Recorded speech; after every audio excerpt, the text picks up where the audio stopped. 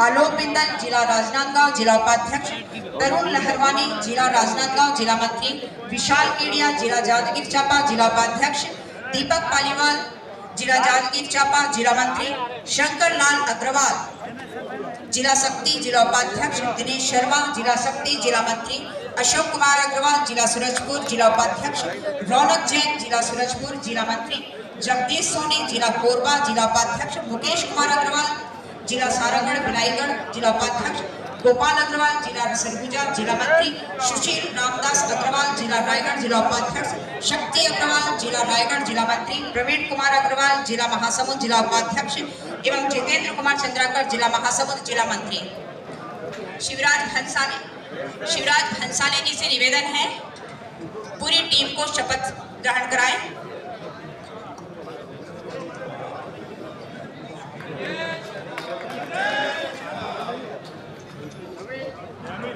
भूखे